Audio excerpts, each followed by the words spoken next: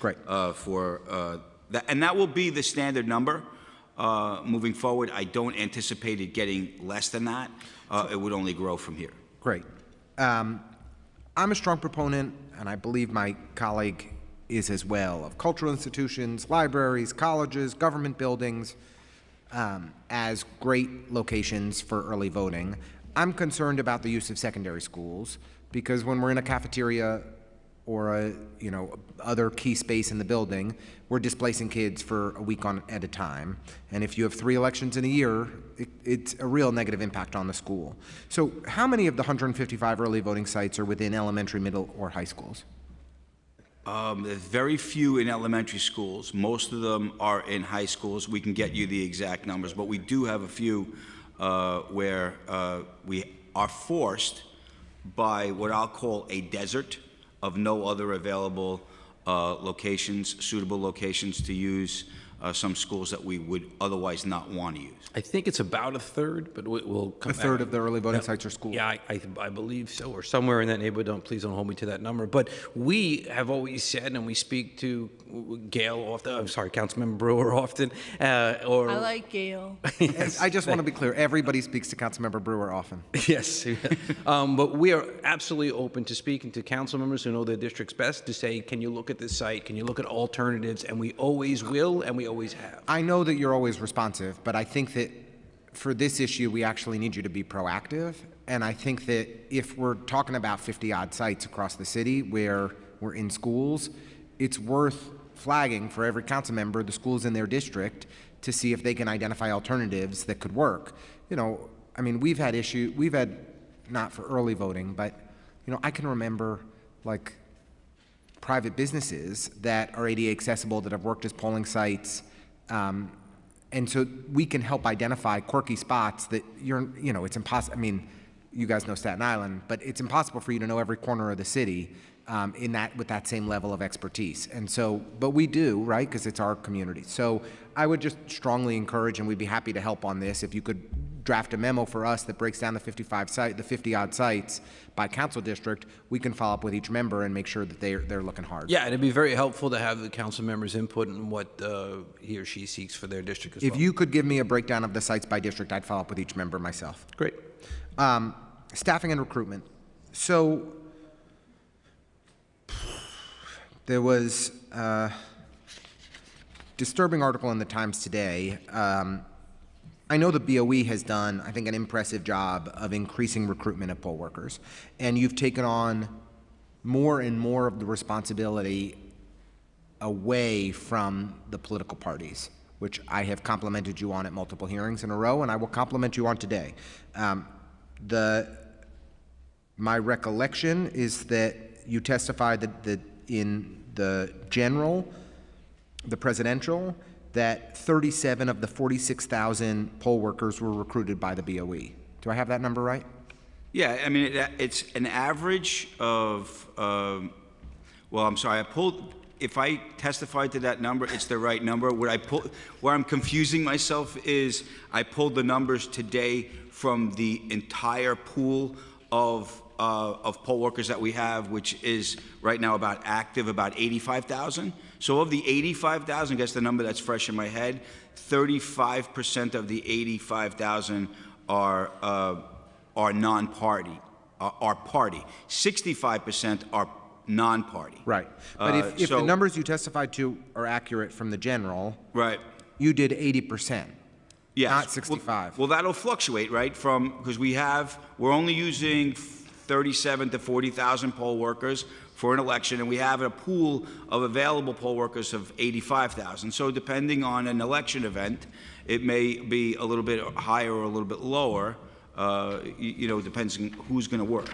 We had an enormous recruitment drive, though, we did publicly last year, where we got tons of people from across the city who said, yes, I'd like to be a poll worker, and plugged them in accordingly. So people do want to serve, and people are serving in record numbers who are affiliated or unaffiliated. And it's kind of strange because we have kind of two categories of poll workers, more or less. One is the longtime poll workers that love doing it, that wouldn't miss an election and get really upset when they have to miss an election. And then the others are the first timers. the retention of first-timers is always a challenge. I think the increase in pay has helped with that. There's some conversation in Albany about increasing pay further and mandating that in the state statute. I don't know I know there's a bill proposed. I don't know what legs it has or whether there's a same as or not, but they're talking about another $100 increase for poll workers. So that would be Look, I welcome increased compensation for poll workers. If Albany's going to act, they need to take the political parties out of the process. Right. That's where the problem is. I mean, that's a big part of the problem. I was deeply troubled by the article I read in the Times this morning reporting that poll workers were pressured by the Bronx Republican Party to donate to the party in exchange for poll worker jobs. Right? You give them $150 and you get a $1,500 pay for a week of work, 9 days of work. I understand that the BOE was contacted by investigators over the summer about one employee in particular. I think it was Nicole Torres. Did the BOE conduct a larger review of poll worker practices and alleged party corruption to determine the extent of this issue? So we have an ongoing review of all of our internal practices. What we were waiting for with respect to the one particular borough was a conclusion of the investigation and the processes to see, where this was ultimately going to land. So we have our eye on it. We understand that particular matter may be coming to a conclusion. When it comes to a conclusion, we hope to see where the dust settles and, specifically if there's anyone else that's involved. We hope not. But it also was an issue that came to our attention last June and was first reported in August of last year when her indictment was first filed. So what we have here now is like the tail end story that the matter seems to be coming to a conclusion. I guess, look, I understand investigations have to run their course, but I don't understand why you would need to wait to make sure that we don't have a broader corruption issue with the workers that are getting these jobs. You have made clear in your previous testimony before our committee that there is state statute that requires you to take referrals from the parties. Yes. And I think you've made an effort to increase outreach over the last 5 to 7 years so that we are less dependent on those parties. Has an external party done a review of these hiring practices by particularly the Bronx Republican Organization or any other, or the county parties as a whole, so that we can have confidence that people aren't having to pay a bribe to get a poll worker job? So the short answer to that question is no. However, that wasn't without thought. We knew that there was an ongoing investigation. If we were confident that the investigation was terminated with the identification of this one individual, we would have taken more proactive steps. And now that this is coming to an end, that is exactly what we will do. And who's been leading this investigation? Well, the only investigating entity that we were aware of, we were contacted, I believe my memory serves me that it was last June, by the Department of Investigation, but this is a federal indictment. And so, by the way, when I contacted the federal prosecutors in the Southern District about this, when it first came to light, I got a call back later that day and said that they could offer me no more information with respect to that matter, and that was back last August. So we thought that the best thing to do in the moment was take a little bit of a hands-off approach so that we were not interfering with a law enforcement investigation. Well, but when was the indictment filed? August. August. So I just mean to say we are 7 months later, and you haven't looked into whether this is a broader issue that we need to worry about, because you're, I guess, waiting for this to more fully run its course. I just don't understand that decision. So I would say this. If the individual employee was someone that I would consider to be the top of a food chain, I might not have been as reticent to dive in. But she was definitely a low-level employee as far as we're concerned, and my prior experience in my law enforcement background tells me that if an investigation is starting and the public commentary is with respect to somebody at a lower level, that there might be somebody higher up the food chain involved. And so... Yeah, I understand. I hear you on all of that. I guess what I worry about is the here and now of poll workers operating in elections and having to pay bribes to get those jobs, and that happening in real time, and us waiting for years before we do anything. Well, under those circumstances, we felt it was best to rely on those individuals that get paid to do those investigations, the Department of Investigation and the Federal Prosecutor's Office, and I suppose... I hear you're not going to do an investigation yourself to that scale, but there's no change in internal policy or practice or procedure to try and ensure the integrity of the operation. It just feels like we're sitting on our hands. To be clear, we have our chiefs and deputies aware of any type of situation that occurred. They were made aware of such. Obviously, it was reported in the press. But it sounds like no change in policy. To stay on it, we are privileged to have as many people who want to serve, and 99% of them are doing a great job. For those that go the wrong way, like in any agency in the city of New York, they are referred by us sometimes to DOI. They receive calls to DOI and the feds about improper behavior. So much like every other agency, when we hear of things that are going wrong, we will refer that out to our law enforcement partners to conduct investigations and take corrective measures, similarly to all other city agencies. So we were made aware of this. The question on scale is one that we frankly do not see. Okay. I'm going to shift gears to the DOI report, and Councilmember Burr, please let us know if you'd like to jump in at all. Oh, she does. Do you want to go first? Sure. On voting machines, I know this is an ongoing topic going back again many years, but I understand that they're coming to their natural end, particularly with those who have disabilities. So I just wanted to know what's the next step. I obviously know the ballot marking devices. What's the plan for replacing the scanners? Are there certified machines that would be appropriate, et cetera? And what's the cost of all that? So it's a little bit of a misnomer to say that the voting machines are coming to the end of their useful life. We received assurances from the vendor that as long as we're using the DS200s, that being the scanner machines, that they will continue to service them and to continue to have them operational. While on the voting machines themselves, there have been some new machines that are out there in the marketplace, shall we say, and certified by the State Board of Elections. We have had internal conversations, and the challenge for us always is the schedule. And given the size of the city of New York, it is not recommended to introduce a new voting system, certainly not during the presidential election year. And then we follow that right up with the mayoral election, and then right after that with the governor's race after that. So the target for that conversation would be to do some form of public demonstration and have a target of 2027 if machines were going to be replaced, acknowledging that that will be a large expense if we were going to replace the entire fleet. The ballot marking devices is a separate matter.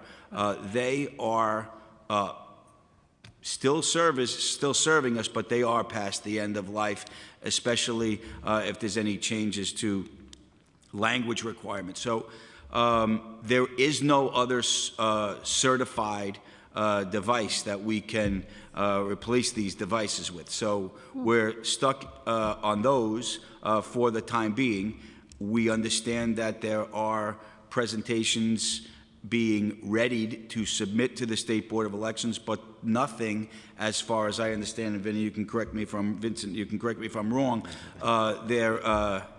there's nothing before the State Board of Elections for consideration presently. Okay.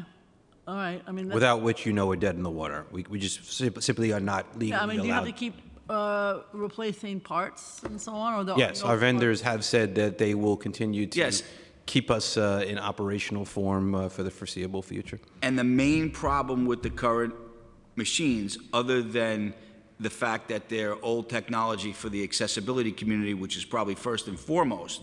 But the technical problem is there is no way to expand the memory of the current machines. And that's the problem. So they can accept what they can accept, and there's no way to do it. We talked with the vendor about, can this be, can we add like an external memory to it? They said, no, it's a hardwired motherboard on old technology, and it's kind of where it is. And if I can, for the committee's edification, it's 34 schools out of 155 early voting sites. Just wanted to FYI for the record. Okay. We can both work on that if that's okay with the chair, because we were successful on the Upper West Side, so I appreciate that in terms of going to a cultural institution. Rikers Island, I have written about this to you, and you have responded. I guess I'm still focused on it because I think, I don't know, last time there were, I think 400 something that legal aid and others were able to get to vote, but it's hard because you have to go person by person by person. And then, as you know, it's a process with paper. So I guess my question is, there is some notion that what you do with the nursing homes could be something that you do at Rikers. I want to know if there has been any other thought about what we can do to improve the rate to which absentee ballots are cast, because it's a very slow process, as you know. So with respect to the notion that we could replicate the nursing home process in a jail facility, those two things just don't marry up. All right, okay. But that having been said, our operations manager, Georgia Consumanis, has really taken the bull by the horns. In the past, we understood that it was the corrections department's city charter responsibility to conduct this process. And we were kind of along for the ride. We are much more steeped in this process now than we had been in the past. And we're getting praise from the Legal Aid Society for our efforts. And so we no longer rely on the statistical data provided by the Department of Corrections as you know, the measure of success or failure. And we've been an active participant in their monthly meetings as well, and so Great. it's been a much better relationship thanks to our ops team who's done a great job. And Mike, I don't know if you want to read off the. Sure. And when we were discussing this earlier amongst ourselves, we're going to give you numbers that there's no basis for comparison for, because we didn't participate in keeping statistics like this in the past. So if this establishes a baseline, then that'll be something that we can discuss again in the future. But we had 1,080 applications received.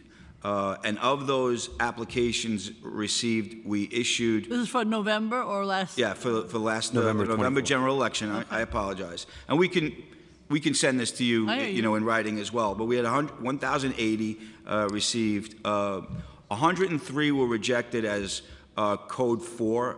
That would mean that they had addresses outside of the city or state, and or were not registered at all, which happens from time to time. We issued 977 ballots. 546 were received and counted.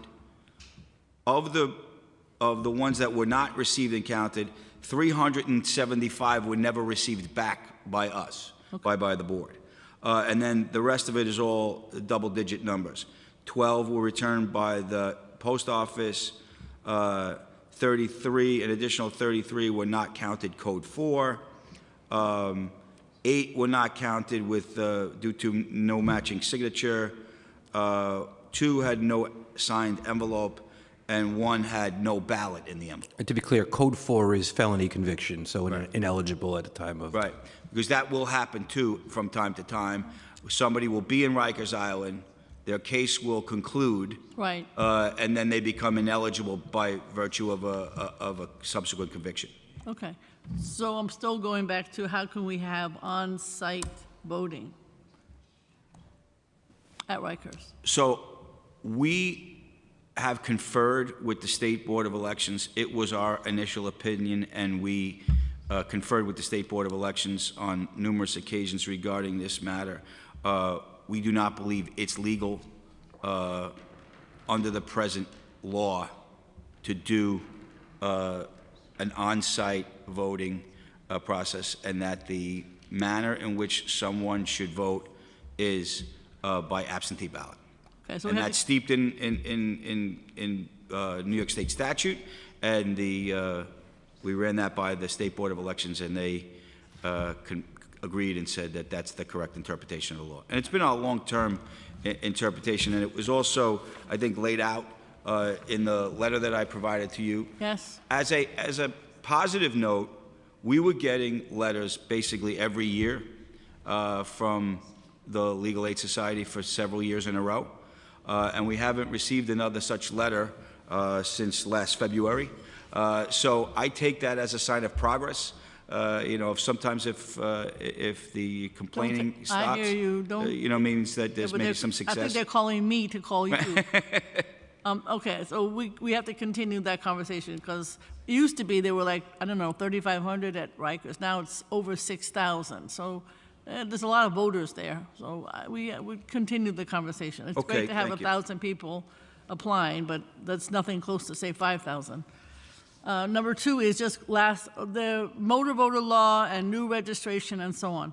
I didn't know, maybe because I don't know if people are interested in government or politics or voting or not. I have out on the street, they're just upset about everything. So my question is, how are you getting new registrants? Is it through the motor voter law? Are they coming in? Are there new numbers, et cetera? Just what's the number look like? Well, we're very proud of our online voter portal, which is doing great, and we see many of the new registrants online these days. We obviously still have paper for those who seek that, because sometimes we get that request. But the online voter system, our own, is one that has been replicated throughout the state, and it works very well. It's very efficient. And now with the early mail ballot, we're getting a lot of people who seek to receive a mail ballot through our online portal system as well. So there is a lot of people. If I can go back to what we just said about Rikers, I don't want to snatch defeat from the jaws of victory. We are moving significantly in the right step over the last year and a half, working with our partners, both in government and from legal aid, and I think they would admit that such. So people put a lot of work in it, and I think it's only going to continue to get better. We want everybody who is eligible to vote to be able to vote in this state, and you know, I'm going to always defend the agency and the hardworking people that do it every day. And when they make progress, I want to be able to tell you all there's been progress here, and we're proud of it. So how many more people do you think are registered from versus last year? Do you have those numbers? I probably do here, but We could get you that number, because it's a fluid process. No, I understand that. People Yeah. move, they blah, blah, blah. The one, and then what happens is we do our voter rolls cleanup at around this time of year, and then the number drops, and then it goes back up. So it fluctuates, but I will say this. I think we're at 5.3 million active and inactives, but I can 100% ensure that number is. Yeah, it was a little bit lower last week, but irrespective, one of the things that is much better than it had been in the past is the state, a number of years ago, signed a consent agreement with the Department of Justice, which has now stitched together, if you will, all of the counties in New York State. So we share information much better amongst the individual counties than we did in the past. So you're seeing a lot less instances of, John Doe being registered in New York City and also registered in Albany, or pick a jurisdiction, and we're communicating much more effectively in that regard, and we're eliminating duplicates. Just when people die, how do you determine that and get them off the rolls? Because sometimes in New York City, there's nobody to tell you in terms of family. The way the law works is the city Department of Health forwards the information to the State Department of Health. The State Department of Health forwards the information to the State Board of Elections, and then the State Board of Elections forwards the information to the jurisdictions that they think the voter comes from. And then we have to process those deaths off of the list that we receive from the State Board of Elections. Now, that having been said, I do my own little check on the Yeah, system. it doesn't always work, yeah. It doesn't always work. Somebody moves out of the state and they die elsewhere, we're always going to have a problem. But when I do my own check on the people that I know that that happen to pass away in the jurisdiction, and after about a month or so, I check. I keep a note and I check, and it's the turnaround time for the people that die in New York City, that live in New York City, is about 3 weeks. Okay. Take Dwayne Player off the list. He was one of my foster care kids. Right. I can't get him off. I've written you several letters, so he's dead. Dwayne Player, thank you. All right, so He's all right. if we can get more, in situations like this, if I can get more specific I will. information, I we have will. the ability to directly request confirmation Thank you. from the Department of Health. All right, thank you. I just wanted to come back to the Rikers issues. You mentioned 977 ballots, I think 546 you said counted, but there had been 1,422 individuals detained on Rikers that had completed registration forms or absentee applications. So we're talking about a third of folks, basically, I don't know, 35, 37% of folks. We have absentee applications received 1,080. 1,080, not 1,422? Correct. No, that might have been a combined number of the registrations plus the that's right. absentee applications. But just But even still, absentee applications of 1,080 to 546 votes, that's a big discrepancy. Half the Yes. people are getting their votes counted. But it is a big discrepancy for all absentee ballots. This is not individual to Rikers Island. So, Well, respectfully, Mr. Chairman, if they don't 375 didn't send them back. So that's the lion's share of it, and 33 were ineligible to cast votes. Right. I just think that So- we're talking about, Gail said the population 6,000, Councilmember Brewer mentioned the population 6,000, it's actually 7,000 now. We've seen a tremendous spike, 30% increase during Eric Adams' administration in the number of people who are incarcerated, and we're talking about 8% of that population is voting, right? 90+% of it is a pretrial population, but only 8% of the population on the island is voting. And I'm embarrassed to say that roughly mirrors what the public is doing outside of the confines of Rikers But Island. not in the November election for president. I think it was, we had. We had some of the worst about 3 turnout. million. So yeah, over 60%. 3 million people voted. So, I mean, if you, So depends it what was your about denominator 2.8, is. 2.9. I mean, that's what it. If you take, if you take out people under 18 out of Right. your 8.5 million people, you're probably talking about 8% of a Rikers population voting. Those are radically different numbers. Just to be consistent. what we're charged with is ensuring that anybody who is eligible to vote has the ability to vote. Whether they actually vote is. I understand that. It's just we had solely theirs. a significant number of more people who completed registration forms or requested absentee ballots. The 1422 number I gave was a combination of the two, and a small subset of those people who expressed interest actually voted. I'm sure because of the operational challenges. Look, Rikers is a total hellhole. They miss tens of thousands of healthcare appointments every year that people request and register. So it's hard to get anything accomplished there. I'm not saying that it's easy, but we have a lot more interest than is actually manifesting itself in votes. And we want to make sure that people have the opportunity to vote wherever they are, even if they're in jail. Mr. Chairman, there's a lot more work to do, but we're proud of the progress we've made, and we're happy to work with you and this committee in ensuring that more people are eligible. And just to put one last point on that, the differentiation between absentee ballots issued and absentee ballots returned between Rikers Island and the general public population is not that far different. I mean, even during COVID, we had close to 800,000 absentee ballot packages sent out, and we got 455,000 or 465,000 returned. So we always see a drop-off. People request them, but they don't always return them. I am disappointed by the analysis that we can't do a proper voting site, replicating, as Councilmember Brewer noted, the successful model you all have in nursing homes. I do think that there are many ways that we could make voting more accessible to the people who are there, and we'd like to continue. We appreciate you've been engaging with legal aid and other advocates on this, but there's a lot more that we can do. So I want to just shift gears to this troubling DOI report from earlier this year. On January 8th, the Department of Investigation released a report on a months-long investigation into allegations of workplace harassment by Mr. Ryan. DOI's report concluded as follows, quote, Ryan's conduct constituted harassment and created a hostile work environment. DOI found the conduct to be so problematic that they took the unusual step of recommending to the board that termination or resignation in lieu of termination was warranted. DOI also found, quote, significant deficiencies in BOE's policies, procedures, and protocols for addressing complaints of harassment, sexual harassment, and hostile work environment, and other EEO issues, end quote. DOI made 6 recommendations regarding the BOE's policies and procedures. First, in light of DOI's conclusions on your conduct, Mr. Ryan, do you acknowledge that your conduct was highly inappropriate and may have caused lasting harm for BOE employees?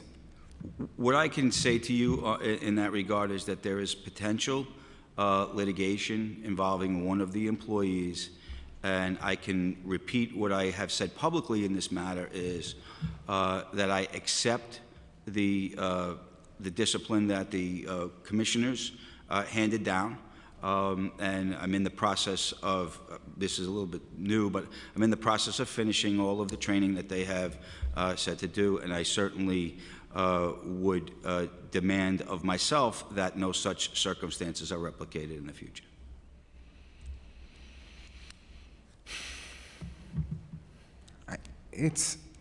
I read the report, of course, as I'm sure my colleagues have as well, and it was a very troubling report, and it's critical that the people that are in the executive positions and the top management roles in these agents in any agency, in any workplace, set a culture of respect that I think was lacking, and I was really troubled by the report.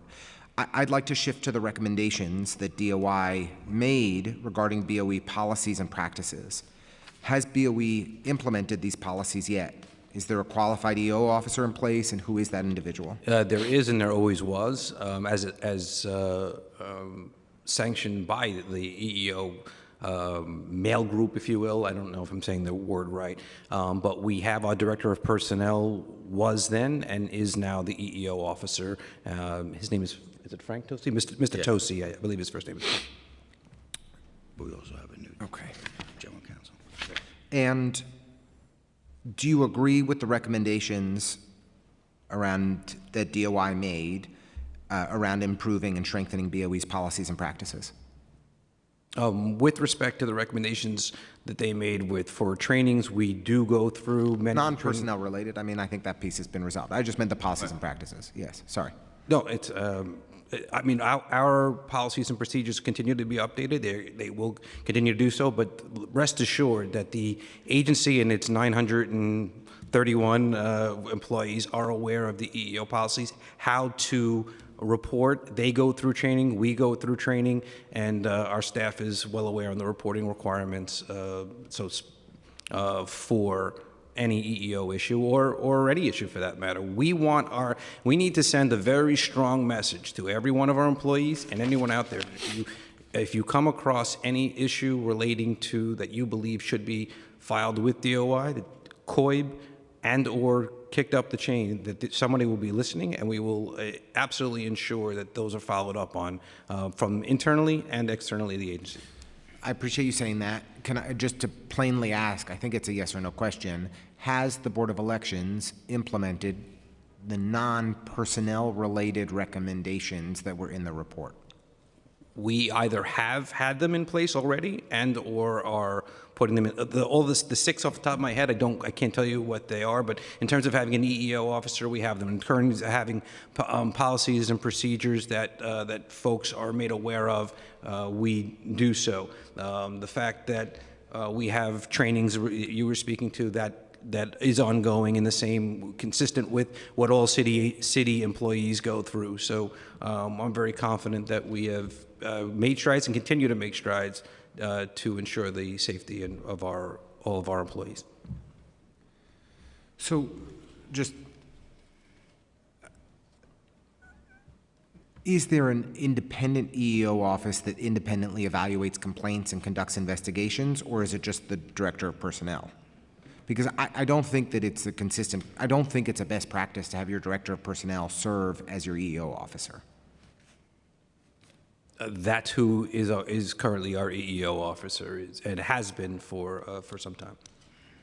Well, the report went back and forth on that topic, but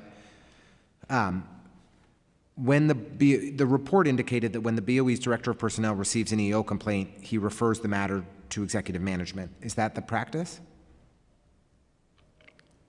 Is that practice still in effect? Is that? To my understanding, that the EEO officer evaluates and makes recommendations to the, reports to executive management, and which ultimately reports to the Board of Commissioners. Okay. I mean, I think it would be helpful, and we can go through this in greater detail. I'm not going to go through every recommendation in this moment, but I think it would be very helpful for us to get an understanding of progress on implementation of the recommendations that were made. It sounds like you're not disagreeing with the policy and practice recommendations that were included in the report. You think some of them were already implemented, but we would very much appreciate if we could get responses in writing to a status update. Is on the general counsel position. I understand you got a funky hiring process at the BOE, but is there a job posting? Is there any kind of search? Or is there any update on the hiring for the role? So yes, we March the 10th, Grace Pyun started as the general counsel. Could you tell us about his or her background? Her background, she's most recently in private practice, but before that, the majority of her resume was in Department of Justice positions. I don't have it memorized, but I also believe she was counsel to the Charter Revision Commission. yes. Also, Which I one? forgot that. One of the recent ones. As Gail would say, which there's the one I believe 2 years ago. Yeah, one of the recent ones. Not this past, the one prior. Not the fake one last year? The good one that Gail and Tish did? No, that wasn't 2 years ago. I will find out which one it is. I didn't memorize. We'll report back specifically, but yes, it was one of the more recent charter revision commissions, and she was working on that as well. I think it was when Diane Savino was the. That was the one I referred to as the fake one. And I'm not so sure, but I don't mean to get you in trouble with your Staten Island counterpart. All right. Diane's gonna. I have more questions, but I think we've covered enough. So with that, gentlemen, I hope you have a good afternoon. We appreciate you coming in today and answering our questions. Thank you very much. Thank you very much. Thank you, Mr. Chairman. We're going to shift to public testimony, so just give us a second to get organized, and then we'll call up the next panel.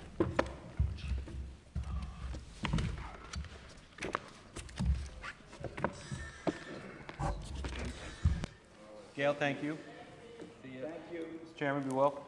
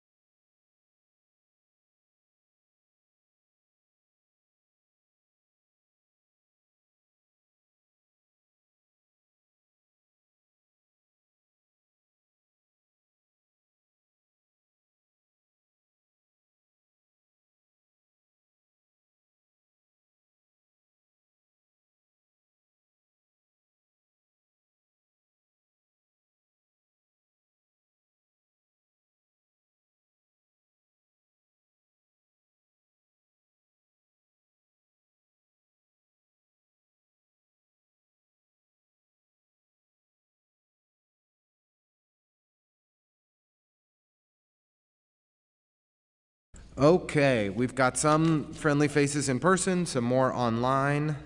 Before we begin public testimony, I remind all members of the public that this is a formal government proceeding and that decorum shall be observed at all times. As such, members of the public shall remain silent at all times. The witness table is reserved for people who wish to testify. No video recording or photography is allowed from the witness table. Further, members of the public may not represent audio or video recordings as testimony, but may submit transcripts of such recordings to the Sergeant of Arms for inclusion in the hearing record. If you wish to speak at today's hearing, please fill out an appearance card with the Sergeant of Arms and wait to be recognized. When recognized, you will have 3 minutes to speak on today's hearing topics. If you have a written statement or additional written testimony you wish to submit for the record, please provide a copy of that testimony to the Sergeant of Arms. You may also email written testimony to testimony@council.nyc.gov within 72 hours of this hearing. Audio and video recordings will not be accepted. I will now call up the first panel. With that, we'll start with some district managers, and then we'll do a hybrid panel. So Susan Stetzer from Manhattan CB3, Celeste Leon from Brooklyn CB4, Sean Campbell from Brooklyn CB14, and Jesus Perez from Manhattan CB6. No, I'm going to have the second panel with more district managers.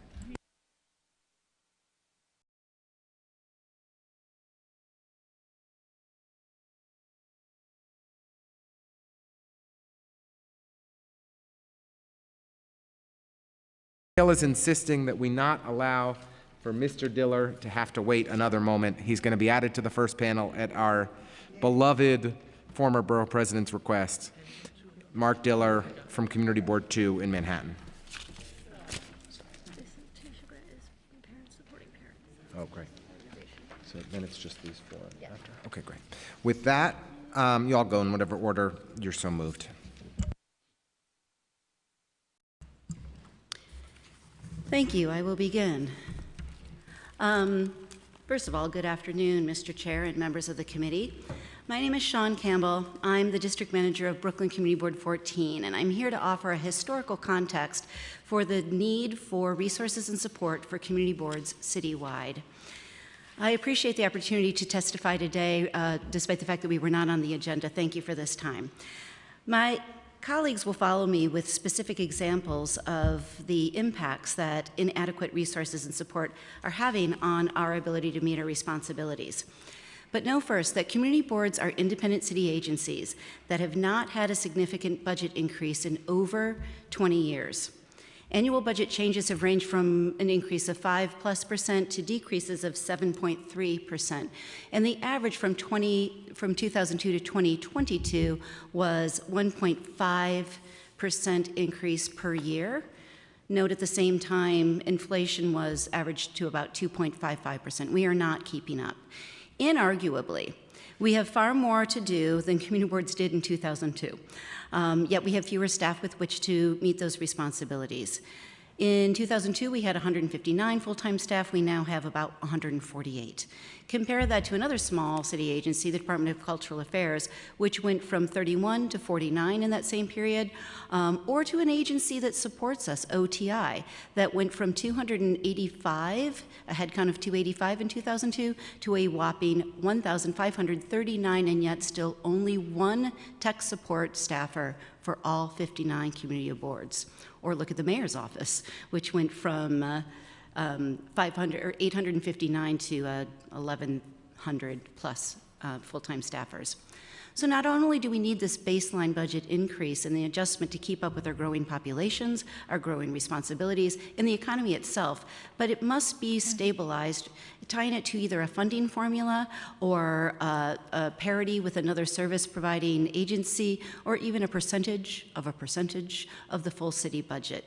My colleagues will continue with specific examples of how serving our communities and meeting New York City charter mandates are challenged by the lack of support and baseline budget resources. Thank you for your time and consideration. Thank you so much, Sean. Who should go next?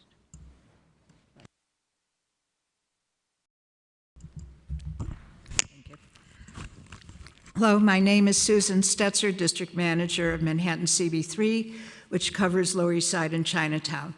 I'm here to testify on the need for increased baseline funding for community boards. This is particularly needed for staff to cover increased workload and new technology needs. Community boards are independent city agencies. We serve as a vehicle for communities to have input in decision-making and participation in planning for their communities. So many of you have served on community boards before pursuing elected offices. Yet our annual pleas for a responsible increase to our baseline budget goes unheard. Policies are adopted that create unfunded mandates, but our budgets are not adjusted to reflect the new responsibilities. Because of the increase in work without the increase in funding for additional staff, we are faced with less time working with and serving, particularly our most vulnerable communities. Because our costs have increased but our budget has not, our staffs remain stagnant because of our inability to reward merit or recruit new staff without adequate salaries. Some CBs, such as CB3, have seen our work increase dramatically. For instance, we formerly had 20 to 30 SLA applications per month. With outdoor dining, we are now processing over 70 applications per month for just one committee. This takes staff time away from responsibilities such as constituent services and outreach, necessitating hiring of part-time and freelance staff. When OCM application window opens again, we will have an additional burst of applications. We don't just process paperwork. There's a lot of education necessary to work with the applicants and the community. Since COVID, our technology needs and required expertise has increased. We contract to provide equipment and staff to create hybrid meetings. We have subscriptions for software. We hire a technician to set up and maintain Zoom equipment and create Zoom meetings. The need for more funding is clear and obvious, and right now we are working with organizations in the community to outreach for Know Your Right trainings, trainings for small businesses on how to protect their workers. This is no time to save money at the expense of community boards.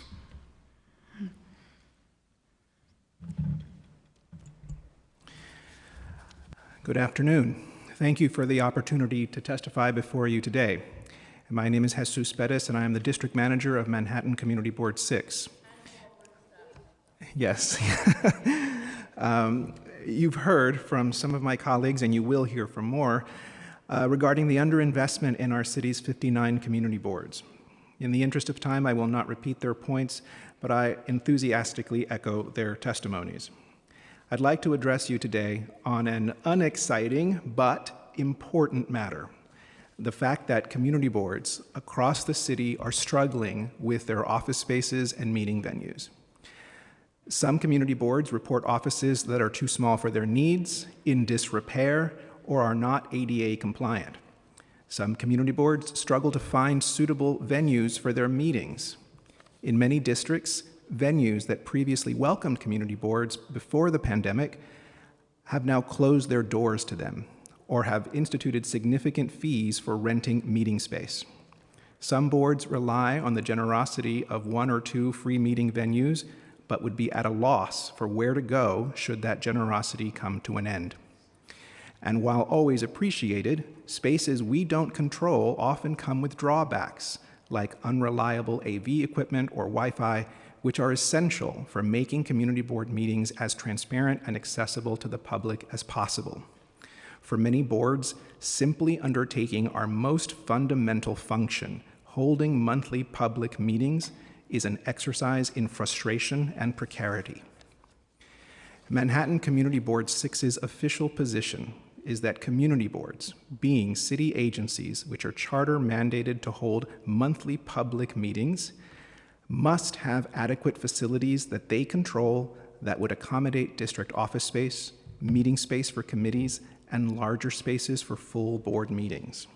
We ask you to work with us to address this important and long neglected need and to bear it in mind in your budget deliberations. Thank you.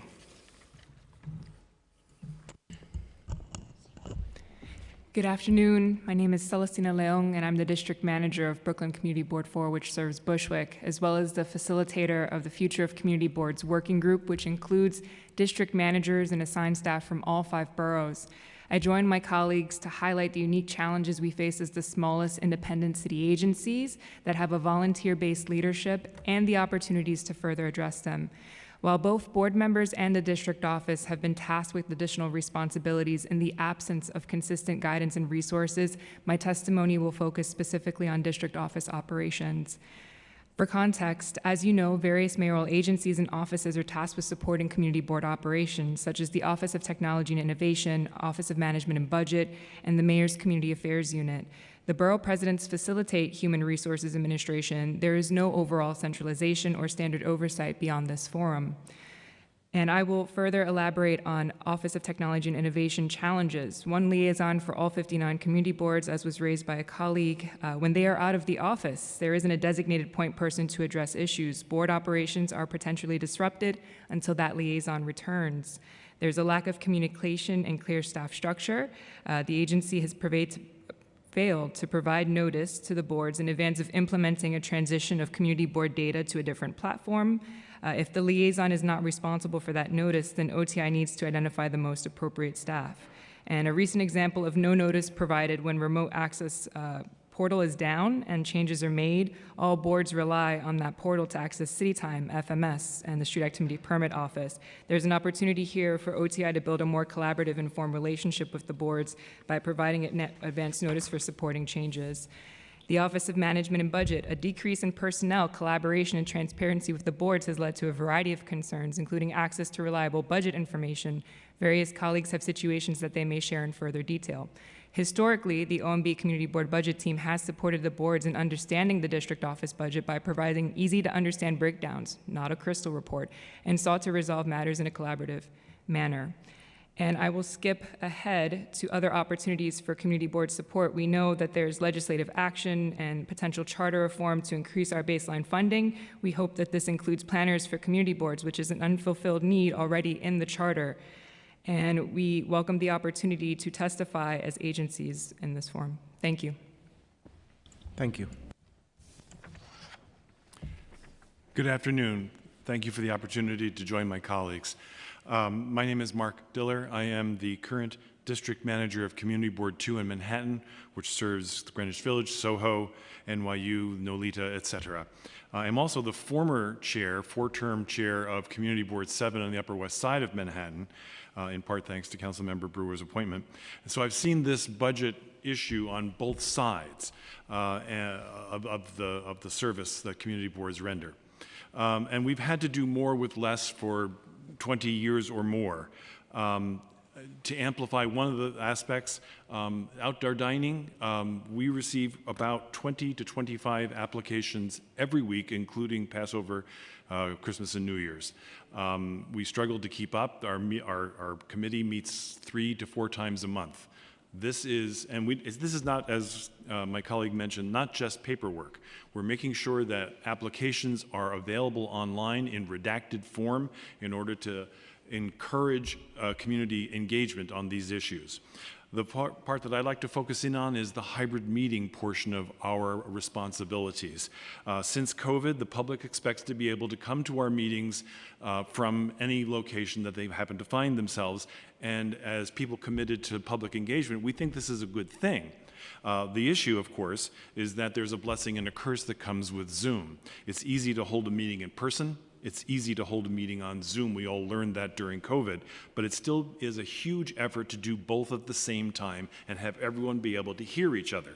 That is exacerbated by a confusing provision, section 2800H of the City Charter and Code, that makes community boards responsible for making their meetings available for broadcast. Words that no one seems to know how to interpret, but that the Comptroller's Office faults us for not doing. There are, as noted, fewer venues that can accommodate us. I'll leave that to my colleague. And then just observe that I'm not a DJ, so we don't have the staff to hire professionals to produce a reliable meeting, hybrid meeting. I was lucky that I had a budget gap because of a shortfall in hiring, a budget gap that I used to buy a bunch of equipment that I now schlep all over the West Village in an attempt to have folks hear us both in the room and at home with mixed results. Ask any of your colleagues who've come to our meetings and they'll tell you that there are some frustrations involved, including one time in which an elected official was talking on Zoom and another was talking in the room at the same time and they didn't know it. That's not good public engagement. And the cost of doing this professionally is beyond the means of a community board. So if we're really serious about democracy, community boards are where it's at. We ask you to fund us accordingly. Thank you. Thank you. As district managers, how long have you each respectively served in these roles?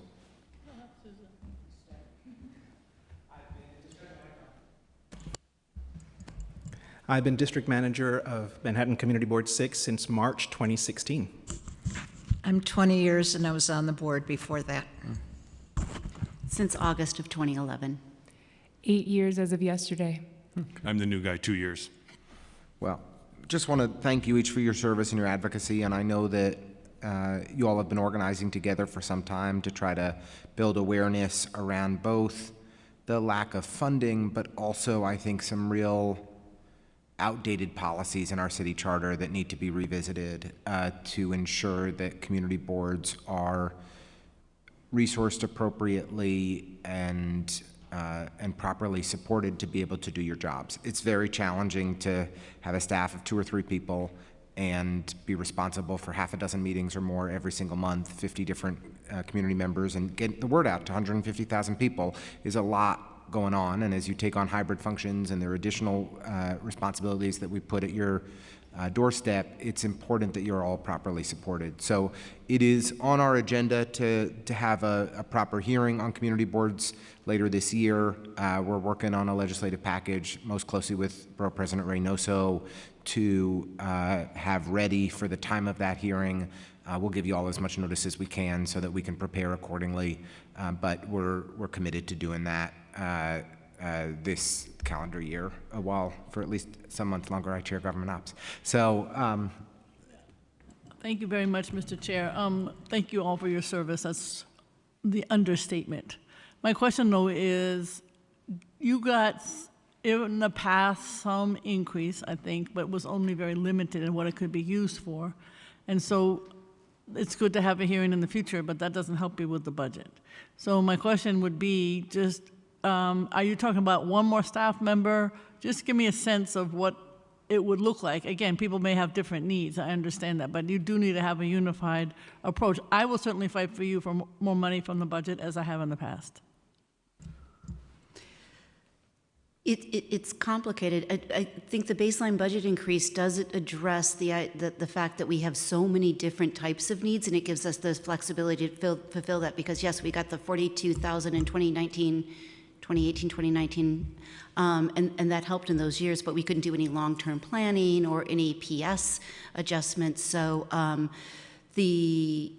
we've done some calculations a few different ways. One was, what if we had a full complement of staff? We had a DM, ADM, community coordinator, et cetera. I think that sort of ratcheted up in the last fiscal year, added about 200,000 per. There was also an idea that we bandied about, but we don't have full, I don't want to sound like I'm a proponent for this, because we don't have a lot of it, we don't have full agreement from district managers, but we did play with numbers that brought community board budgets in parity with Borough Hall budgets. That curiously had about the same budget increase as this full complement of staff. And then when I looked at the percent, when I talked about a percentage of a percentage, that would have been, if we had gotten $200,000 each in addition to our baselines now, we would have had 0.06% of the citywide budget in the last fiscal year. But it's hard for us to even know what our baseline budgets are with our difficulties with OMB. Okay, you're gonna have to come up with something, though, so we can advocate for it. I'm just saying. It would be really helpful if OMB could give us broken down budgets as we used to get prior to 2019, but could no longer get. So we don't even know if we're getting the same amount as we used to. If I could jump in on that as well. Having a fixed number like 200,000 does make a world of sense, because there are different needs across different boards. One of the ways in which I think about this is compartmentalizing, in effect, what is spent inside our office, and that would be personnel as well as some equipment and some supplies and so forth, and then what is spent on consultants and so forth. But different boards may have different needs or different ways in which to allocate those needs. I, for example, would relish the opportunity to hire someone who knows what they're doing with audiovisual equipment, but that may not be everybody's need. So a collective amount that can be spent in a free-form way, so that we're not limited by the OMB make it up as you go limitations on how we can transfer money within our own budget. That would be enormously helpful, so that each board can decide for itself in consultation with its leadership and with the community we serve as to what is important for us. That would be, I think, a real way to advance this need. Thank you. All right, so not encumbered by OTPS versus PS, et cetera. Exactly right. All right, let me see what we can do. I appreciate that. It's good to have a number. I'm going to go with the 200,000 and see what we can do. Thank you. Some of it may need like policy adjustments, perhaps flexibility with OMB and with DCAS regarding community board office spaces and meeting spaces. I mean, you know, if there's a space that's not available, if there's equipment that people don't know how to use, because they have to lug it around everywhere, or every single venue is different, that is inefficient, and it leads to a suboptimal experience for the public, which is why the community boards are here. We're community boards. We're here for the community. And it's disrespectful to the community to have amateurish meetings when what they're coming to do is listen and hear and learn about the issues that are impacting their communities. So right now, we're often very limited by OMB and DCAS rules that limit community boards to very, very small spaces, oftentimes not in great places. We hear of community boards that are having struggles with their landlord to even fix basic leaks and things like that.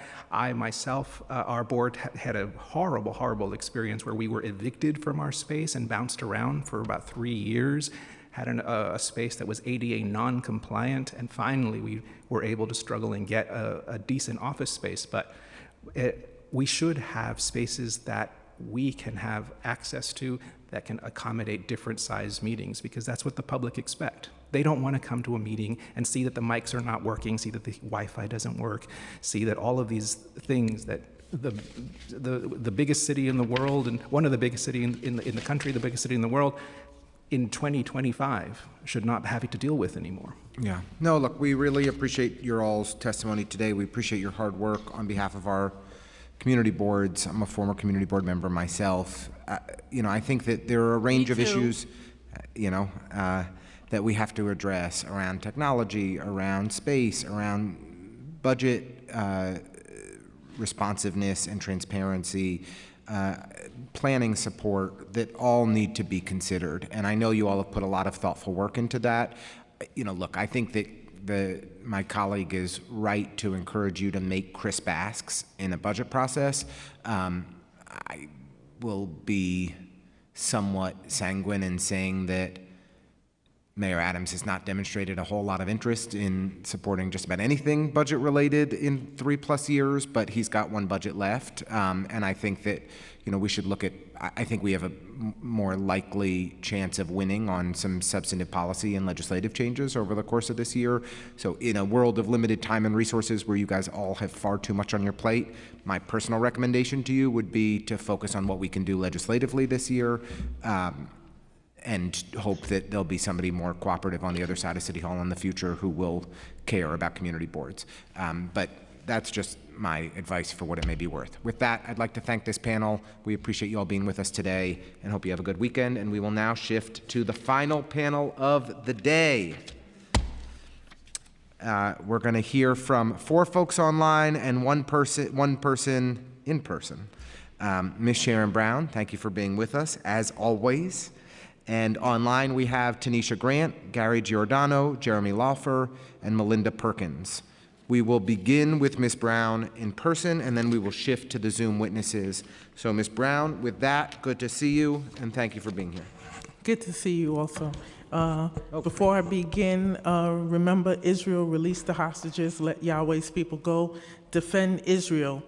Okay, the community board, they should try to coordinate with churches and synagogues and see if they can find way to get in there and do some kind of meetings there. It would be convenient. A lot of people meet there. They also have the sound system set up until they can get themselves their own space. And they can also try to see if they can do that anyway. Once they do get their own spaces, they can still coordinate with the church and synagogues to have meetings there every so often. That way they'll get a good crowd and they can, in certain areas that they want people to come together. Okay, we need to hire veterans.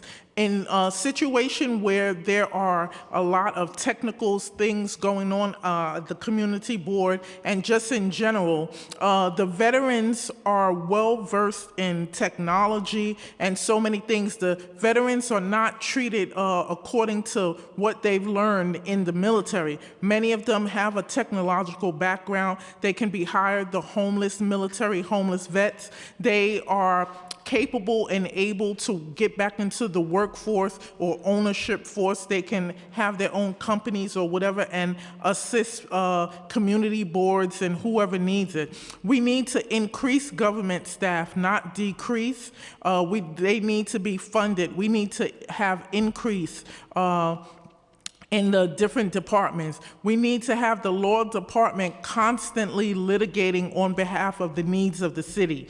They should have someone in every meeting looking to see what's going on in the different situations and what they need to file lawsuits about. I'm filing lawsuits about many different things that arise in the city and around the nation, and they should outpace me in the things that I'm doing.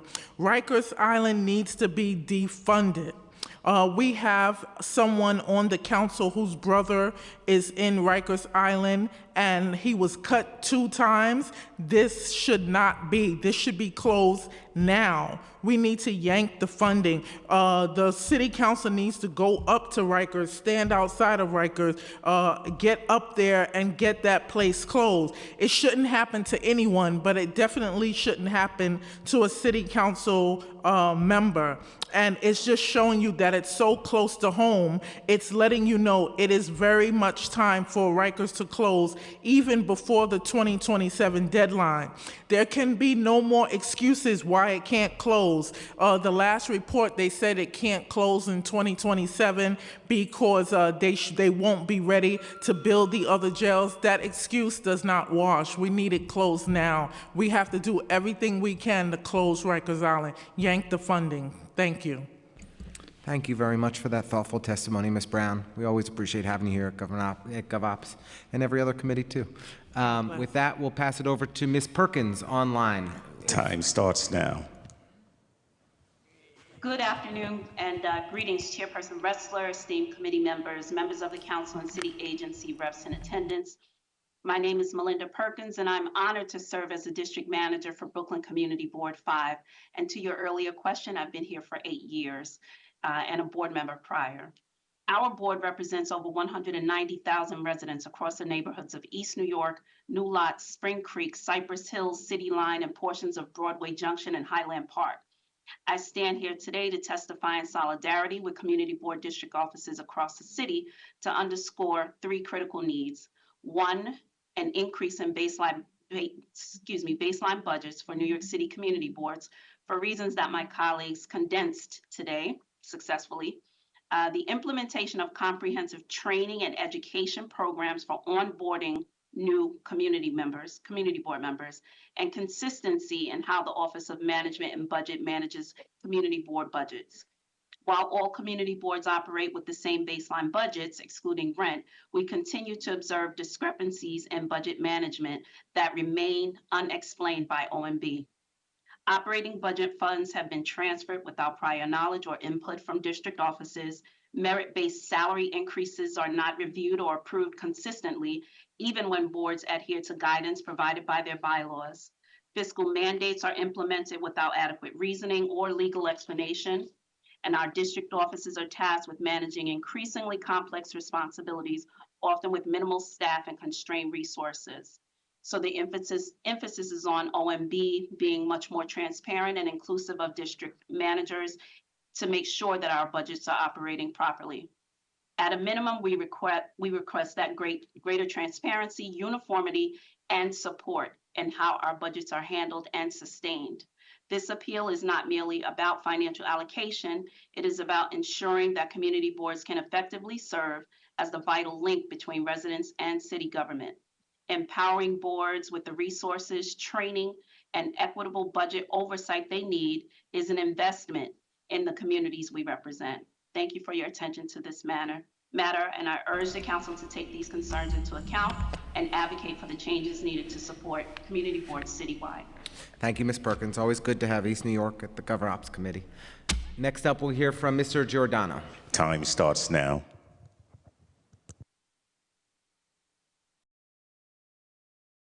I think I unmuted properly. Can you hear me? Yes, Yeah, we can you're hear you. good. All right, thank you. I'm Gary Giordano. That's the Italian way to say it, Giordano. I've been the district manager of Community Board 5 in Queens. It'll be 36 years in June or July, I'm not sure. Before that, I was a board member for more than 8 years. I chaired the Youth Committee and the Health Committee. I thank you for giving us the opportunity to speak to you today.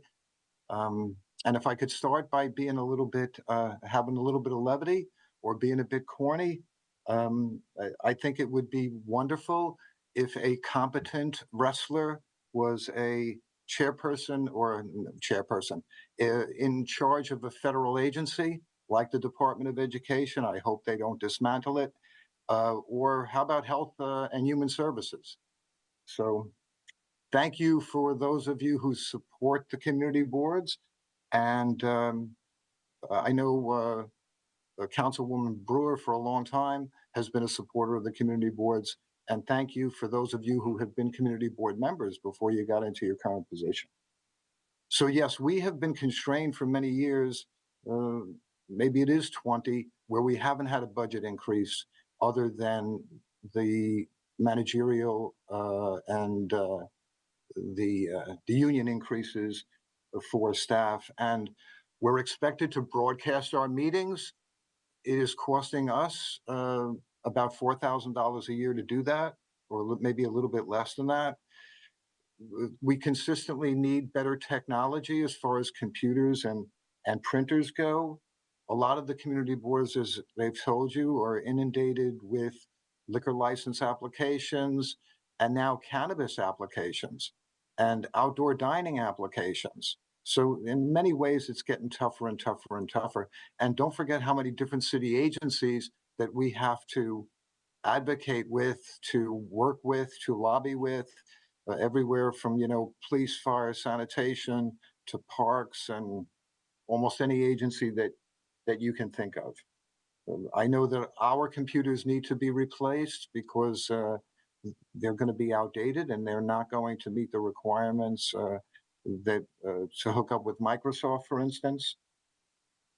And I thank all the district managers. A lot of them work a lot of overtime, just like a lot of council members do, a lot of unpaid overtime. And they're very, very dedicated individuals. And we even have staff members who put in extra time that they're not getting paid for. So if you could be supportive of community boards for budget increases on an ongoing basis, that would be greatly appreciated. Thank you very much for your testimony, Mr. Giordano. And I will now bring it back to Brooklyn for Mr. Lawford. Time starts now.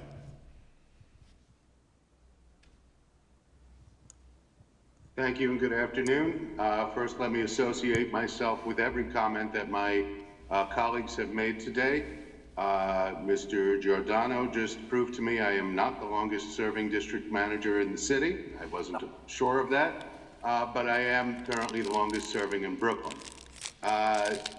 When I started, so I started in August of 2000, which, as you know, spans 2 millennia now. When I started, we had no computers in my office. We relied on a mimeograph machine. We relied on typewriters and pink forms and carbon copies and cassette recorders. We finally got rid of the cassette recorder in 2019. In that time, we have barely had any budget increases beyond cost of living adjustments, as has been mentioned, but we've had a variety of new responsibilities heaped upon us. I learned one day I'm now my agency's privacy officer with responsibilities to report several times a year on various aspects of how we share information, personal information, with city agencies and others. We've had additional responsibilities when it comes to spending our money, our budget at the FMS system. All my staff and I had to go through training to do things that the borough president's office used to do. But now me and my staff, me, two other people, are now responsible for. Some of our boards only have 2 employees, but you need 3 people to sign off on your budget forms. So I don't know how they managed to do that, how they managed to spend money. Back in, I just also want to bring up, since that time, we've had to manage our own websites. Some of our colleagues have designed their own websites, paid for it out of their budgets. We've mentioned hybrid meetings, and we're paying now for communications platforms that we did not have 25 years ago. All of this we've had to self-fund out of a budget that doesn't increase. The council in 2019 was generous and gave community boards $43,000 as a one-shot for various needs. What my board did was we invested that in technology. We got monitors for our board office. We got a camera. We got additional and better lighting. We got a modern sound system. What that one-time budget allocation did not do is help us pay for repairs. So when my monitor went down, I had to wait a fiscal year in order to be able to repair that monitor because it had to come out of my budget, and I had not budgeted for it because my budget is not flexible. Time expired. Thank you. Thank you. And last but not least, Mr. Christopher Leon Johnson. Time starts now. Hey, what's up? Hello, thank you, Chair Wrestler. My name is Christopher Leon Johnson. Thank you for having us here. I got to get back to CSW. I'm currently covering a CSW event for my person I'm working with. I'm gonna get in trouble, but I'm for doing this. But might well say right now, got 2 minutes. All right, so let's talk about this right now.